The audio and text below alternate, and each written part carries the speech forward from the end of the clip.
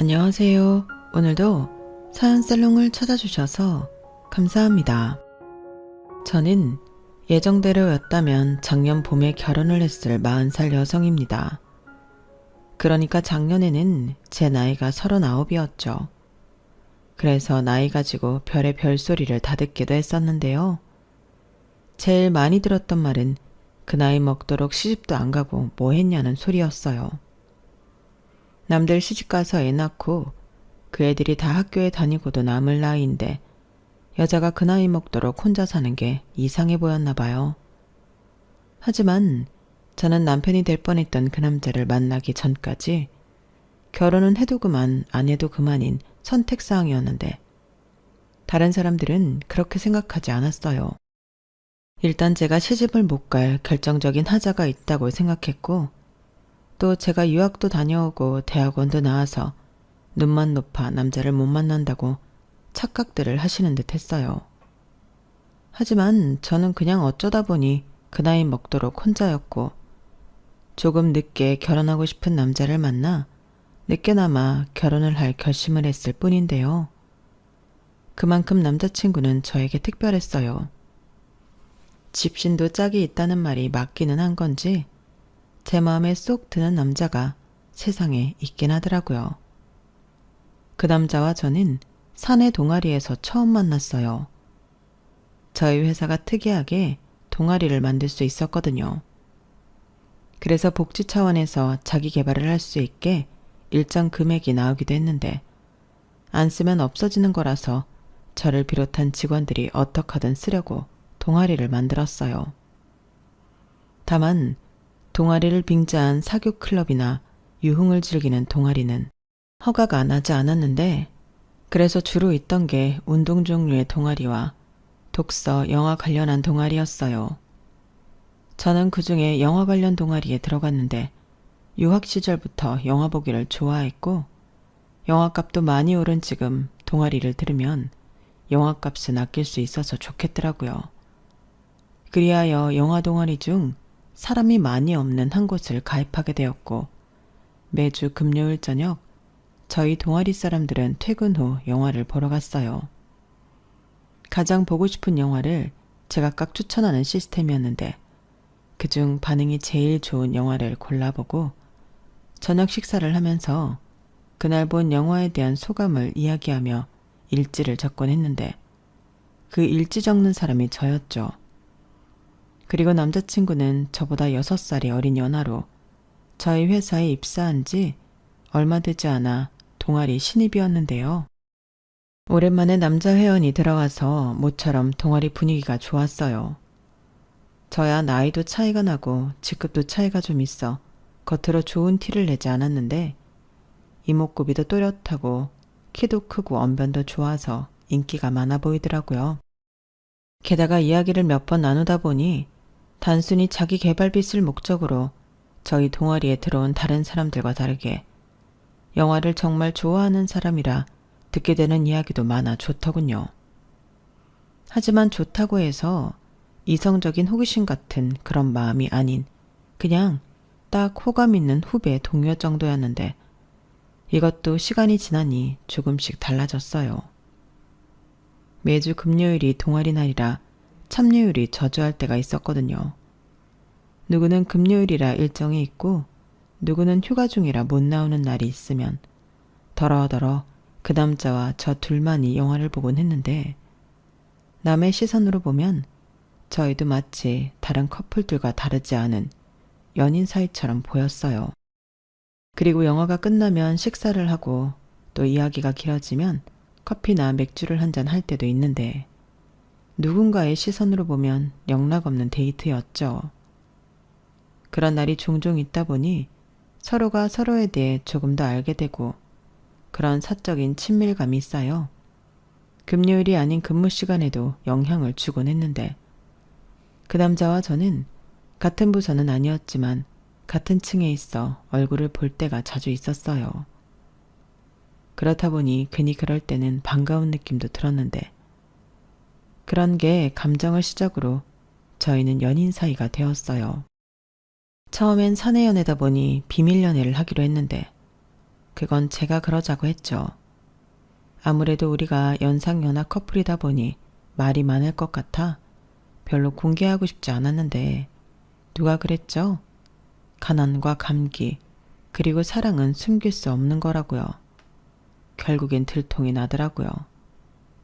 그래도 뭐 다 큰 성인 남녀가 서로 좋아서 만난다고 하는데 뭐가 이상한가요? 처음엔 이상한 소문이라도 날까 꺼리고 또 헤어지게라도 하면 불편할 것 같아 밝히고 싶지 않았던 연애는 오히려 거꾸로 밝히고 싶은 연애가 되었어요. 앞서 언급했듯 제 남자친구가 하우대가 아주 멀쩡하다 보니 관심을 보이는 여자들이 꽤 있었고 그런 날파리를 쫓아내기 위해서는 비밀 연애를 하면 안 되겠더라고요. 그리하여 들킨 김에 그냥 대놓고 연애를 하던 저희 두 사람은 누가 먼저랄 것도 없이 결혼에 대한 이야기를 하게 되었는데 저도 제 입으로 제가 결혼 이야기를 한다는 게 굉장히 낯설었어요. 사실 그때는 연애는 해도 결혼은 못할 것 같았거든요.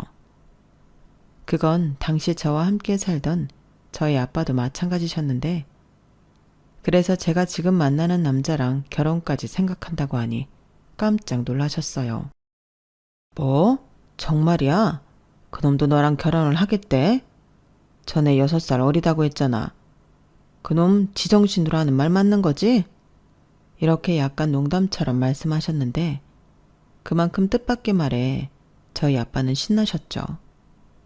말로는 자기도 혼자라 외로운데 부녀가 둘이 같이 살면 좋다고 하셨지만 진짜 마음은 그게 아니었어요.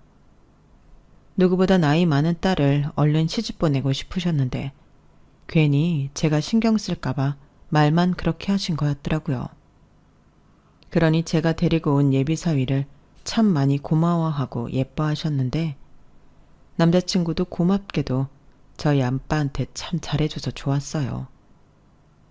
저는 엄마가 안 계셔서 아빠랑 단 둘이 살았거든요. 엄마가 원래도 심장이 약해 고생을 많이 하셨는데 저를 낳고 상태가 많이 나빠지셨대요.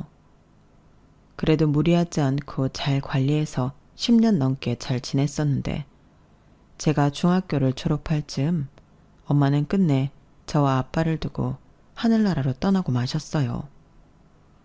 그때를 생각하면 시간이 많이 지난 지금도 눈물이 날 것만 같은데 그때 아빠가 너무 많이 힘들어 하셨거든요.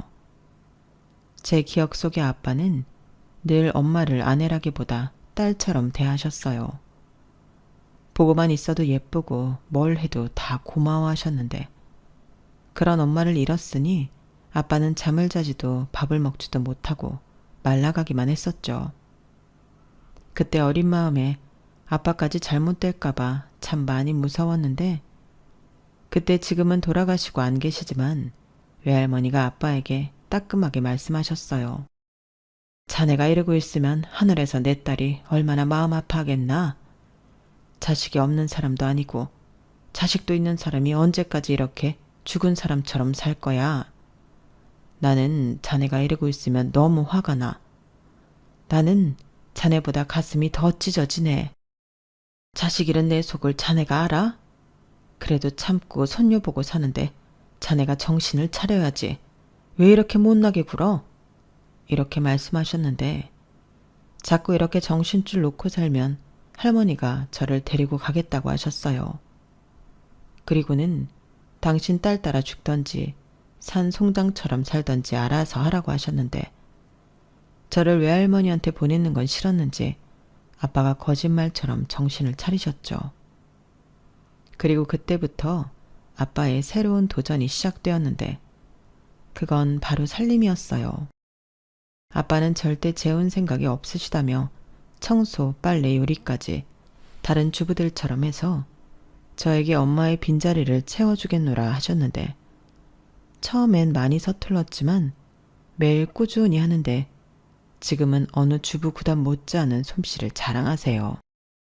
그리하여 덕분에 저는 딸이라는 이유로 엄마 대신 살림을 하는 일은 없었는데요. 지금 생각하면 저희 아빠라서 하는 말이 아니라 정말 대단하지 않나요? 요즘은 살림도 잘하고 요리도 잘하는 남자가 인기가 있는 세상이지만 그때는 남자가 살림을 한다고 하면 어디 할 짓이 없어서 여자들이라 하는 하찮은 짓을 하냐고 이상하게 보던 시절이었으니까요.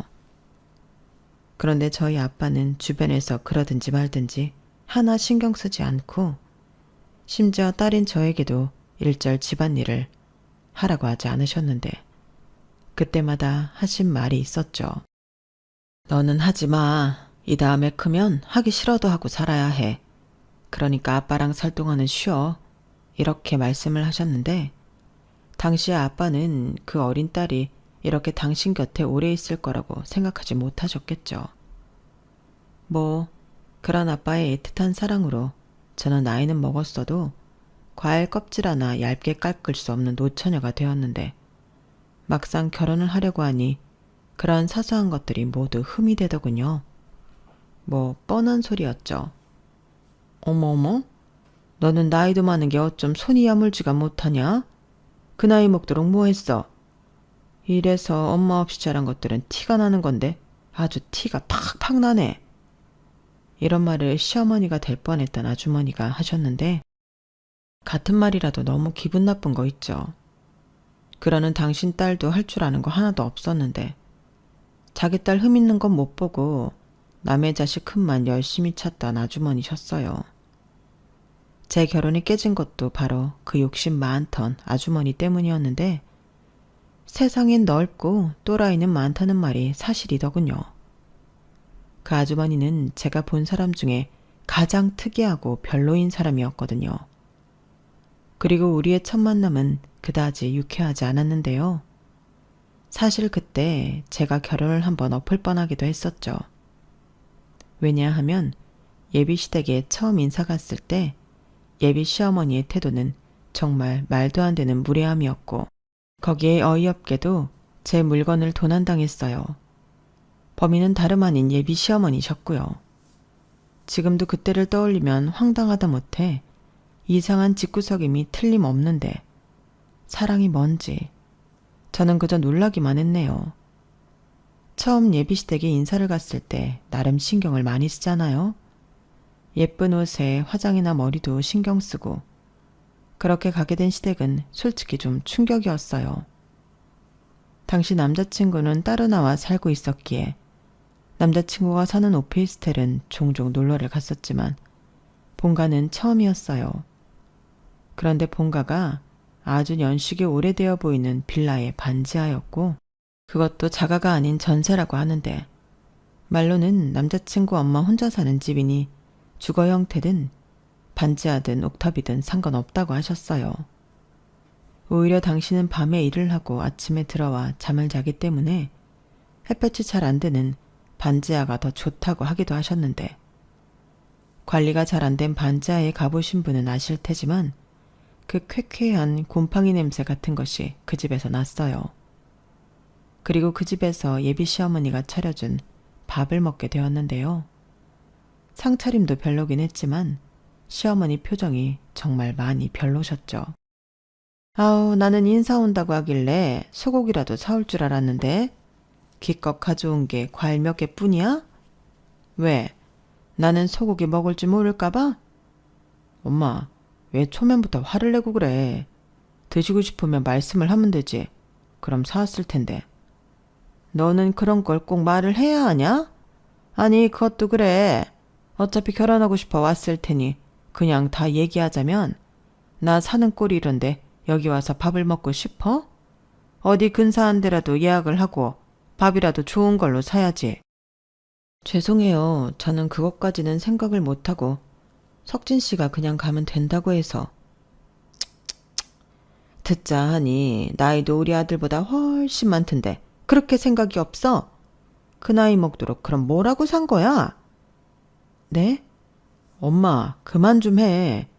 내가 이래서 엄마 안 보여주고 싶었던 거야. 근데 결혼은 혼자 하는 게 아니라서 참고 데려왔더니 왜 손님 대접을 이렇게 해? 손님? 제가 손님이니? 여기서 나한테 잘 보여야 할 사람이 누구야? 그리고 말이 나왔으니 하는 말인데 여자가 그 나이 먹도록 왜 시집을 못 갔을까? 무슨 문제 있는 거 아니니? 엄마, 정말 안 되겠다. 자기야 일어나. 괜히 데리고 왔네. 문제가 있지도 않지만 문제가 있어도 이런 나보다 더 심한 문제가 있겠어? 이런 행동들이 아들 창피하게 만드는 걸 왜 몰라? 뭐야 이놈아? 내가 너 혼자 키우느라 얼마나 쇠가 빠졌는데 그런 배은망덕한 말을 해. 너 대학 보내고 너 지금 사는 오피스텔 보증금도 반은 내가 냈어. 그거 내가 다 갚았잖아. 엄마가 뭐 그냥 빌려줬어? 이자까지 쳐서 빌려준 거잖아. 그리고 그거 핑계로 지금까지 나한테 생활비 50만 원씩 따박따박 받고 계시고. 아, 누가 들으면 50만 원이 500만 원인 줄 알겠다. 다들 자기 부모한테 그 정도는 하고 사는 거야. 네가 나 아니었으면 지금 이렇게 번듯하게 살 수나 있어? 나는 굶고 못 입고 자존심 다 버리고 살아도 내가 너 하나는 떳떳하게 살라고 그 고생을 했는데 너는 그 돈이 아깝냐? 누가 그 돈이 아깝대? 말이 나왔으니까 하는 말이잖아. 엄마가 먼저 시작했다고. 그리고 이럴 거면 아예 오지 말라고 하든지. 사람 앞에 두고 왜 그런 말을 해? 지금 보니까 네가 아주 저 애한테 목을 매고 있구나. 얘, 너 우리 아들 참냐? 나이 어린 남자라고 네 마음대로 하냐고. 그럴 리가요. 그리고 저도 솔직히 좋은 마음으로 인사드리러 왔는데 너무 당황스럽네요. 제가 석진 씨보다 나이가 많긴 하지만 생각하시는 것처럼 무슨 문제가 있어서 결혼을 못한 건 아니에요. 공부가 길었고 딱히 결혼을 해야 할 필요를 못 느껴서 안 한 거지. 오해는 하지 않으셨으면 좋겠습니다. 그리고 어머님이 저 별로 마음에 안 드시는 것 같으니까 결혼 얘기는 없던 걸로 할게요. 그래 그럼 듣던 중 반가운 소리네. 나도 나이 많은 며느리 보고 싶은 마음 쌀 한 톨만큼도 없었거든. 사람이 양심이 있어야지. 어디 마흔 코앞에 둔 여자가 6살이나 어린 남자를 탐내? 그럼 우리는 다시 보는 일 없는 걸로 할 테니 이만 남의 집에서 나가줬으면 좋겠네? 저는 제 발로 나오긴 했지만 마치 기분은 쫓겨난 기분이었어요. 그리고 남자친구는 미안하다며 저에게 사과하기 시작했고 자기는 자기 엄마랑 상관없이 결혼해도 된다고 저에게 예정대로 우리 결혼은 진행하자고 했는데 그때는 그럴 기분이 아니라서 싫다고 했죠. 그래서 남자친구 차가 아닌 택시를 타고 집에 가려고 하는데 그때 핸드백을 보니 열려있는 거예요. 저는 분명 핸드백을 닫아두었는데 열려있는 게 좀 이상하더라고요.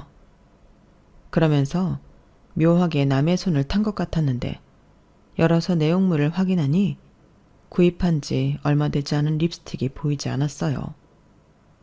그게 나름 명품 브랜드에서 나온 제품으로 백화점에서 구입을 한 거였는데 아무리 뒤져도 없더라고요. 그리고 설마 하는 마음에 남자친구에게 말하고 그 집에 다시 가게 되었는데 제가 돌아올 줄 몰랐던 예비 시어머니가 제 립스틱을 꺼내서 자기 입술에 바르고 있었어요. 아주 타이밍도 딱이었죠. 남자친구는 한숨을 쉬었고 저는 제 것이 아니냐고 추궁했는데 그 아주머니는 조금 당황하더니 바닥에 굴러다녀 주웠을 뿐이라고 저더러 자기 물건도 하나 못 챙기냐고 나이가 아깝다는 등 저를 칠칠 맞다고 구박을 하시더군요. 그때 태도 역시 어찌나 뻔뻔하시던지 이런 집에 엮이면 평생 후회하지 싶어 뒤도 돌아보지 않고 나왔는데요. 남자친구랑도 헤어지자고 말했어요. 하지만 사내 연애의 나쁜 점은 계속 얼굴을 봐야 한다는 거였는데 정말 곤란하기 짝이 없었죠. 그에 반면 저와 생각이 같지 않았던 남자친구는 매일이 저를 잡을 수 있는 기회였는데 그래도 그때 당시는 남자친구와 결혼하면 안 되겠다는 생각이 확고했어요. 그래서 남자친구의 끈질긴 매달림에도 눈 하나 깜짝하지 않았는데 사실은 마음이 좋지 않았어요. 남자친구 집이 원래 힘들다는 건 연애하면서 이미 알고 있었고 남자친구도 사람이 괜찮고 저랑 잘 맞아 조건 같은 건 신경을 쓸 생각이 없었는데 100% 그 남자 엄마 때문에 결혼을 없는 거라 저도 마음이 불편하더라고요. 그리고 남자친구 말로는 자기가 엄마랑 연을 끊고 고아처럼 지내도 된다고 했는데요. 그게 말이 쉽지 천륜인데 아무리 남자친구 마음이 그렇다고 한들 그게 가능할 것 같진 않았어요. 그런데 제가 아무리 노력해도 마음을 바꿀 것 같지 않자 남자친구는 그 후로 술만 마시며 지내는 듯 했는데 가끔 보는 얼굴도 말이 아니었어요. 들리는 소리에 회의만 하면 업무가 제대로 이루어지지 않아 공개적으로 망신을 당하기도 한다고 했는데 그것도 그냥 넘길 수가 없더라고요. 멀쩡했던 한 사람이 망가지는 걸 본다는 게 쉽지 않았어요. 어찌됐든 제가 신경 쓰는 사람이다 보니 마음을 쓰지 않을 수가 없었죠. 그리고 나중엔 회사도 그만둔다 어쩐다 하는 소리까지 들으니 보다 못한 저는 그 남자에게 만나자고 해서 왜 그러냐고, 여자랑 헤어지면 인생이 끝난 거냐고 화를 내기도 했는데요. 그 남자가 그러더군요. 자기랑 헤어지면 내 인생은 끝인 게 맞지. 이렇게 말하는데 심장이 쿵 하고 내려앉는 것 같았어요. 아마도 제 안에 미련이 남아있어 그랬던 걸 텐데 더 이상 저도 제 마음을 숨길 수가 없더라고요. 분명 저 남자랑 결혼하면 시어머니라는 적과 평생을 싸워야 할지도 모르는 일인데 제가 또 마음 먹으면 지고 사는 성격은 아니라서 남자친구 믿고 한번 해볼까 하는 그런 어리석은 생각을 하게 되었어요. 결국 저는 남자친구와 다시 만나게 되었고 이번에는 남자친구가 중간에서 자기 엄마 단속을 하겠다고 나섰는데 그게 꽤 효과가 있더군요. 참고로 저희 집은 아빠와 저 둘이 살지만 꽤나 경제적으로 여유가 있었어요. 아빠가 유통업 사업을 크게 하시는데 친가도 외가도 다 어느 정도 재산이 있어서 저는 감사하게도 늘 유복하게 자랄 수 있었죠. 제가 친가 외가 유일한 소녀였거든요. 좀 특이한 케이스였기 때문에 엄마는 계시지 않았어도 사랑을 많이 받고 자랐는데 남자친구도 아버지가 없는 건 마찬가지였지만 저와 반대되는 생활을 해온 듯 했어요. 남자친구의 부모님은 이혼을 하셨는데 아버지가 여동생을 데리고 가셨고 자기는 엄마를 따라 왔다고 하더라고요. 보통은 반대인 경우가 많을 텐데 어머니와 여동생이 그걸 원했다고 했어요. 남자친구 말로는 여동생이 엄마를 무척 싫어했다고 했거든요. 그리고 남자친구 엄마는 나이가 조금이라도 더 많은 자식을 데리고 살아야 그 자식 덕을 볼 수 있다고 생각한 듯 보였는데 가만 보니 남자친구는 싫다고 하면서도 자기 엄마가 억지를 부리고 고집을 부리면 끝내 그걸 전부 들어주더군요. 그리고 그런 태도 때문에 저랑도 파혼하게 되었는데요. 끝내 파혼할 줄 알았다면 그때 마음을 더 꽉 잡고 헤어질 것을 저 역시 후회를 많이 했답니다. 그래도 어쩌나요? 남녀 사이의 감정이라는 게 그렇게 바닥을 쳐야 미련이 남지 않는걸요. 게다가 아마도 제 조건을 모르고 나이 많은 며느리는 싫다고 하던 예비 시어머니는 당신 아들에게 들었는지 저희 집이 꽤 잘 산다는 것을 듣고 태도를 180도 바꾸었는데 솔직히 그때도 기분은 별로더군요. 순수한 마음이 아니라는 걸 너무나도 잘 알았으니까요. 하지만 남자친구와 다시 만났을 때는 저도 어느 정도는 마음을 먹었던지라 끝까지 나쁘게 나오는 것보다는 속물이고 가식이라도 그게 낫다고 생각했는데 그럼에도 불구하고 결혼까지 가긴 참 힘들더군요. 저희 아빠가 혼자신데 재산이 많다고 하니 예비 시어머니가 저희 아빠에게 관심이 많으셨거든요. 그런데 말이지, 아빠는 채운 생각이 없으신 건가? 재산도 많고 돈도 많이 벌면 주변에서 좋다고 하는 여자들 많았을 텐데. 아니 나는 그냥 궁금해서 물어보는 거야. 이렇게 저희 결혼보다는 저희 아빠 사생활에 더 관심이 있어 보였는데 그럴 때면 남자친구가 옆에서 엄마, 주책 좀 그만 떨어. 설마 딴 마음이 있는 거 아니지? 나랑 지원이 결혼해. 그럼 두 사람은 사돈지간이라고. 이렇게 자기 엄마 단속을 했는데요. 저도 이상한 의심은 들긴 했지만 워낙 저희 아빠가 여자라든가 재혼에는 관심이 없으셨어요. 저희 아빠도 상견례 때 시어머니를 보고 특이한 성격이라고 좀 버거워하셨거든요. 하지만 사위될 남자친구를 생각해 결혼을 허락하셨고 저희 두 사람의 결혼에도 어느 정도 지원을 해주고 싶어 하셨는데 저는 솔직히 아빠의 지원을 바라지 않았어요. 제 나이가 몇인데 손까지 벌리면서 시집을 가고 싶지 않았거든요.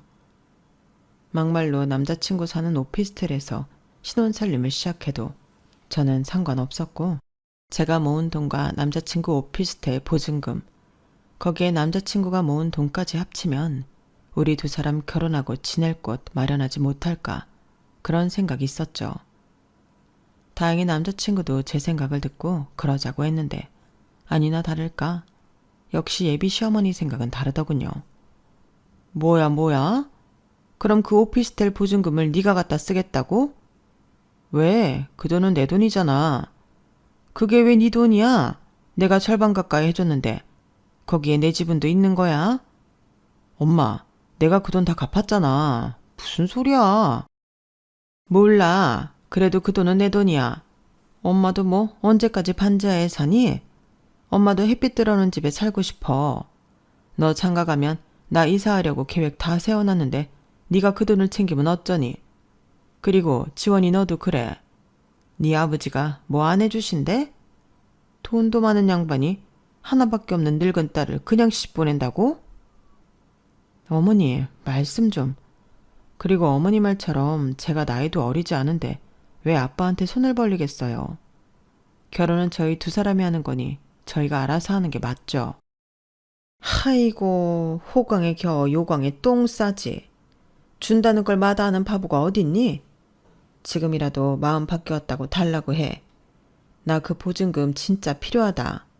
빚도 좀 갚아야 하고. 그 돈 없으면 곤란하단 말이야. 엄마가 무슨 빚이 있어. 엄마 또 나 몰래 화투 쳤어? 시끄러워. 화투는 취미야. 그게 아니고 그냥 야금야금 소액대출을 받았더니 그게 요즘 시끄러워. 독촉장인지 뭔지 계속 날아오고 법원에서 등기도 오고 좀 무섭더라고. 그러니 네가 네 오피스텔 보증금 통째로 주고 장가를 가든지 엄마 살 길 만들어줘. 엄마! 아니다. 내가 전에 생각은 좀 해봤거든. 지원이 너 사는 집이 평수가 좀 크다며. 맞지? 한 50평 된다고 했나? 네? 네. 근데 그 이야기를 왜 갑자기 하세요? 왜긴 혼자 그 넓은 집에 네 아버지가 사는 거잖아. 넌 그게 안 이상하니? 이참에 그럼 내가 거기 들어가 사는 건 어떠니? 서로 외로운 사람끼리 의지하고 친구도 하고. 뭐라고요? 엄마 지금 제정신으로 하는 말 아니지? 어딜 간다는 거야? 왜? 내가 뭐 이상한 말 했어?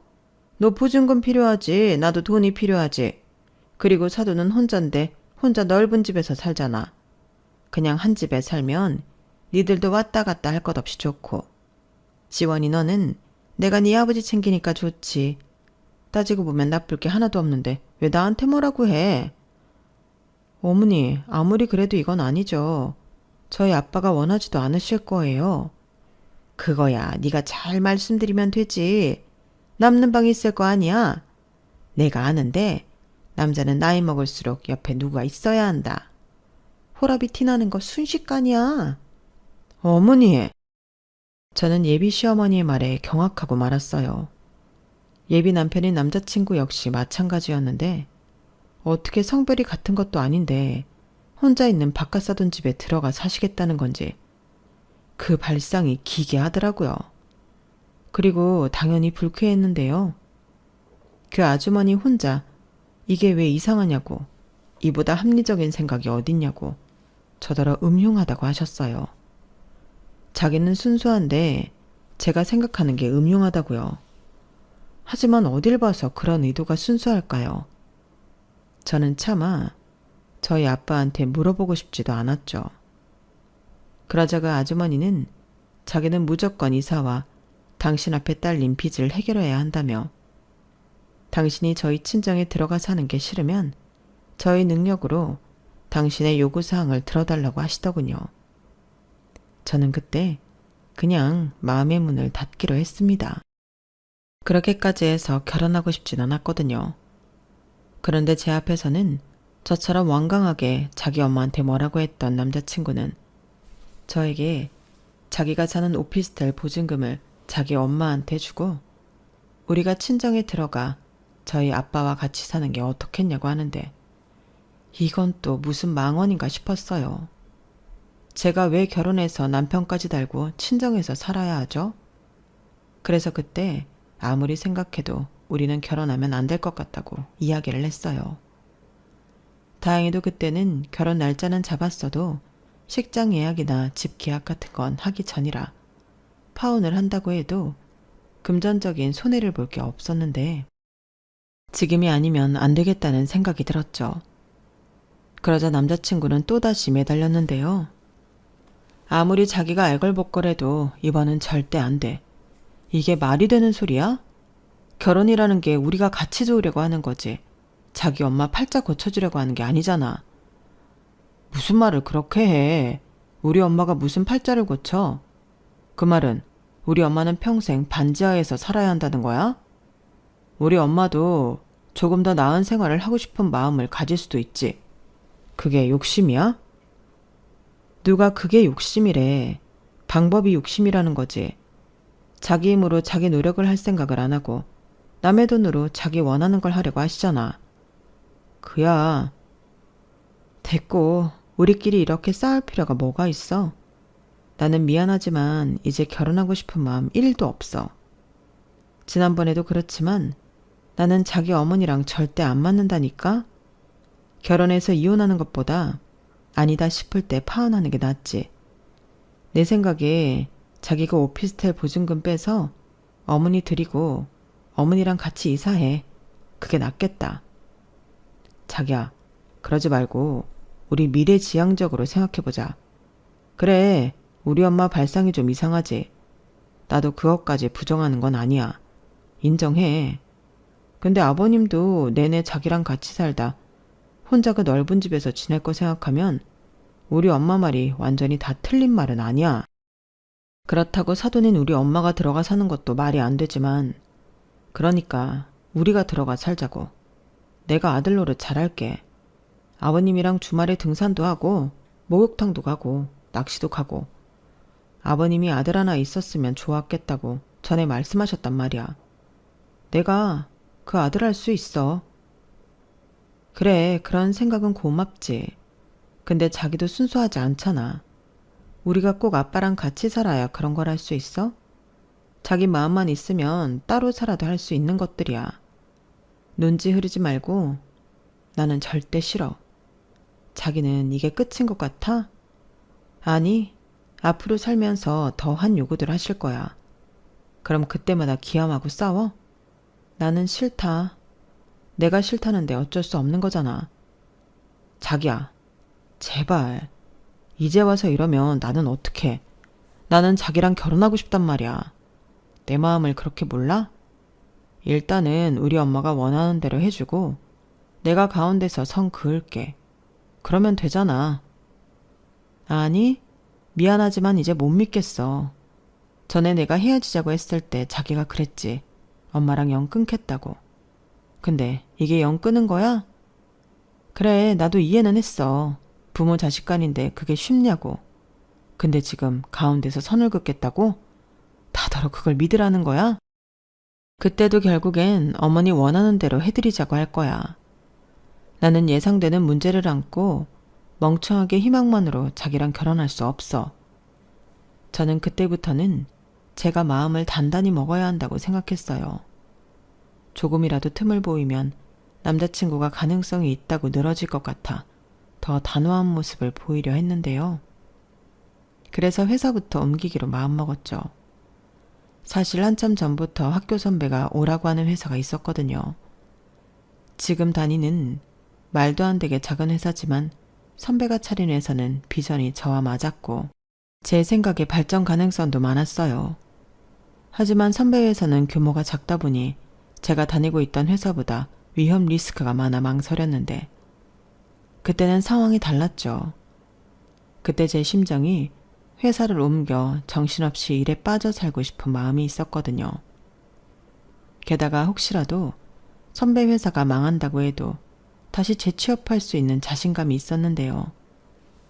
그렇게 저는 선배에게 지금이라도 갈 수 있는지 연락을 했죠. 그러자 선배는 제 말에 반가워하며 당장이라도 오라고 했는데 제가 망설이는 사이에도 눈에 띄게 성장을 한 선배의 회사는 제가 먼저 제시하지도 않았는데 제 연봉을 지금 연봉이랑 맞춰주겠다고 먼저 제안했어요. 고마웠죠. 아무래도 일이라는 게 돈 벌자고 하는 건데 연봉도 중요하잖아요. 그래서 미련 없이 회사에 사직서를 냈고 저는 제 후임에게 인수인계를 신속하게 했어요. 하루라도 빨리 헤어진 남자친구를 안 보고 싶었거든요. 그리고 일부러 새벽같이 출근해서 오후 늦게 퇴근하며 그 남자랑 마주치지 않으려 노력했는데 그 남자도 그런 제 의도를 모르지 않는 것 같더군요. 처음에는 일부러 찾아와 사람을 곤란하게 하더니 제가 전과는 다르게 눈길도 주지 않고 무시를 하니 보는 눈도 있고 단념하는 것 같았어요. 그래서 그 기회를 놓칠세라 회사를 옮겼는데 속이 어찌나 후련하던지 이전과는 확연하게 달랐어요. 전에는 피하면서도 내내 마음이 좋지 않고 그 남자가 신경이 쓰이더니 그땐 아니었어요. 그리고 정말 정신없이 일만 했는데 회사가 작으니 일당 100이라고 제가 한 10사람 몫을 하는 것 같더라고요. 오죽하면 제가 선배에게 대표님, 이거 나 연봉 다시 책정해야 하는 거 아니에요? 전에 회사에서는 이렇게 바쁘지 않았는데? 라며 농담 반 진담 반 장난을 치기도 했는데 솔직히 좋았어요. 일이 많아도 재미있고 또 그게 회사의 즉각적인 성장에 도움이 되니 보람도 있어 좋았는데 지금은 작년에 비해 연봉도 더 받고 있네요. 선배이자 대표님 말로는 고마워서 더 주고 싶었다나요? 저야 고맙죠. 그리고 받은 만큼 해야 하기에 지금은 내 회사인 듯 정말 열일을 하고 있는데 당분간은 남자라느니 연애라느니 딴 생각하지 말고 일만 할 생각입니다. 저희 아빠는 제가 파혼의 상처 때문에 그러는 줄 알고 있지만 그건 아니에요. 다시금 결혼하고 싶은 그런 상대를 만난다면 그땐 다시 결혼에 대한 생각도 해볼 건데 아마도 가까운 시일은 아닐 것 같다는 거죠. 그렇잖아요. 사람에 대한 신뢰가 어느 정도 회복돼야 가능한 일이니 저는 당분간은 제가 하고 싶은 거 마음껏 하고 나이에 굴하지 않고 멋진 솔로 생활을 살아가고 싶습니다. 사실 이것도 누군가가 나타나 결혼을 한다면 다시는 못할 아쉬운 시간이잖아요. 그러니 파혼을 너무 나쁘게 생각하지 않고 당연해서 잊고 있던 지금의 행복을 많이 느끼고 싶습니다. 인생은 한 번인데 무조건 행복해야 하잖아요. 그럼 여러분들의 인생도 늘 행복하길 바라는 마음으로 제 파혼 사연은 마치도록 하겠습니다. 지금까지 제 이야기 귀담아 들어주셔서 감사해요. 여러분의 가정과 인생에 늘 좋은 일만 가득하길 바라겠습니다. 안녕히 계세요. 여러분, 사연 댓글에 응원과 현명한 조언 부탁드려요. 좋아요와 구독은 저에게 큰 힘이 됩니다.